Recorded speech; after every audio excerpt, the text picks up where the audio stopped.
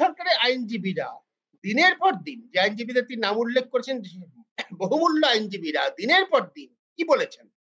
তারা কোর্টে বলেছেন সেকেন্ডারি এভিডেন্স, এসএসসি তো ওএমআর শিট নষ্ট করে দিয়েছে দুর্নীতি করবে বলে। এটা অবশ্য আমি বলছি, সিপিআই বলেনি বা অন্য কেউ। কোর্ট বারবার বলছে ওএমআর শিট না পাওয়া যাওয়াটা খুব রহস্যজনক, তার মিরর কপি না পাওয়া যাওয়াটা খুব রহস্যজনক।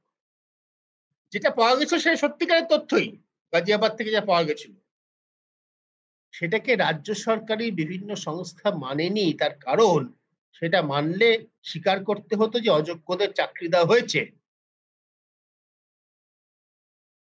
রাজ্য সরকারে দামি দামি লাখ লাখ টাকা ফি পাওয়া আইনজীবীরা কি বলেছেন, এসএসসির আইনজীবীরা কি বলেছেন? বলেছেন যে এটা তো সেকেন্ডারি এভিডেন্স, এভিডেন্স অ্যাক্ট অনুযায়ী গ্রাহ্য নয়। কেন বলেছেন? অযোগ্যদের বাঁচানোর জন্য। এই মূল প্রশ্নটার থেকে সরে গেলে চলবে না।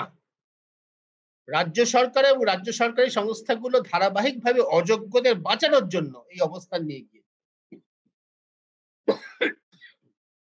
যার নিট পরিণতি হচ্ছে আজকে যোগ্যদেরও চাকরি যাওয়া।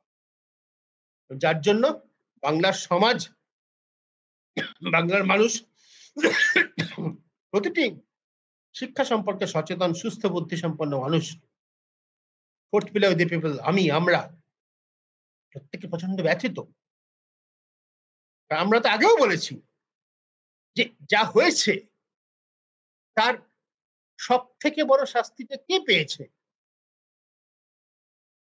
রাজ্য সরকার অপদস্থ হয়েছে, স্কুল সার্ভিস কমিশন মিথ্যাবাদী প্রমাণ হয়েছে, মধ্যশিক্ষা পর্ষদ জালজুচ্চুরি করেছে প্রমাণ হয়েছে, চাকরি গেছে, খুব বড় আঘাত এসেছে চাকরি গেছে যায় তাদের উপর।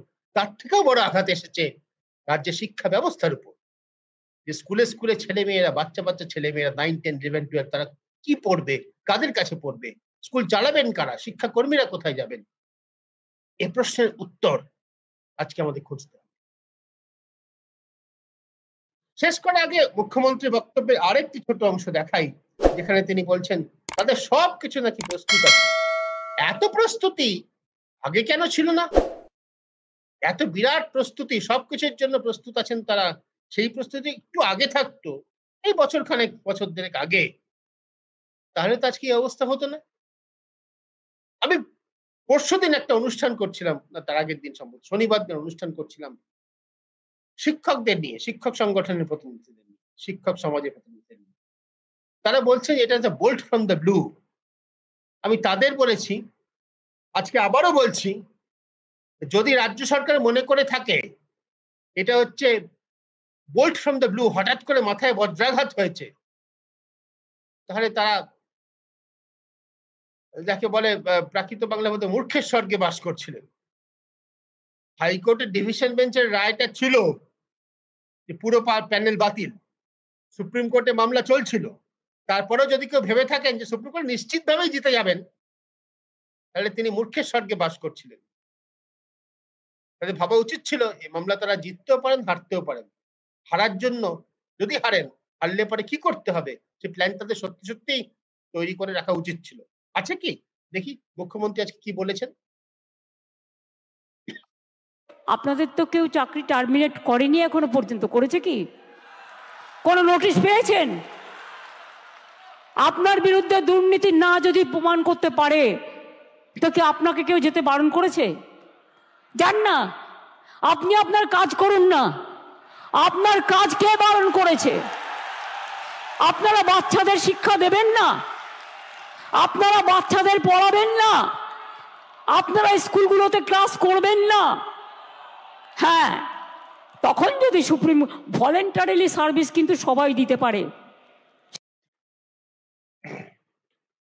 শুরু হলো এটা দিয়ে বক্তব্যের অংশটা, যে আপনি তো টার্মিনেট কেউ করেনি, যান না স্কুলে, যান না, পড়ান না। এর অর্থ দাঁড়ায় সুপ্রিম কোর্ট যাদের চাকরিচ্যুত করার নির্দেশ দিয়েছে তাদের মুখ্যমন্ত্রী চাকরি করে যেতে বলেছেন। ভালো, মুখ্যমন্ত্রী বলতেই পারেন। সরকার কিভাবে চলছে, সরকার বৈধভাবে সংবিধান মেনে চলছে কিনা, তার বিচার কিন্তু কোনো সময় সুপ্রিম কোর্টে হতে পারে। এই বক্তব্য শেষ অংশে এগিয়ে দাঁড়ালো যে ভলান্টারি সার্ভিস দিলে তো কেউ না করবে না। 6 বছর চাকরি করেছেন, বছরের পর বছর প্রস্তুতি নিয়ে পরীক্ষা দিয়েছেন, বৈধভাবে ঘুষ টুস না দিয়ে জালজচ্ছুরি না করে চাকরি পেয়েছেন। তারা এতদিন সেই চাকরি করে সেই কাজ করে বেতন পেয়ে 6 বছর ধরে আজকে থেকে তারা ভলান্টারি সার্ভিস দিতে শুরু করবে নাকি পদের জন্য?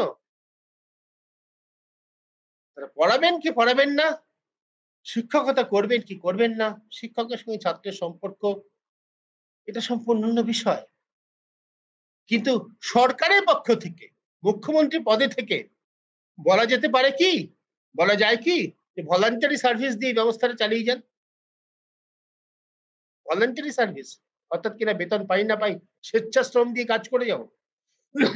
ইতিমধ্যেই বিভিন্ন পেশায় শিক্ষকতার একটা অংশে পার্শ্ব শিক্ষক বলে যারা কাজ হিসেবে যারা কাজ করেন তারা অংশত ভলান্টারি সার্ভিস করেন।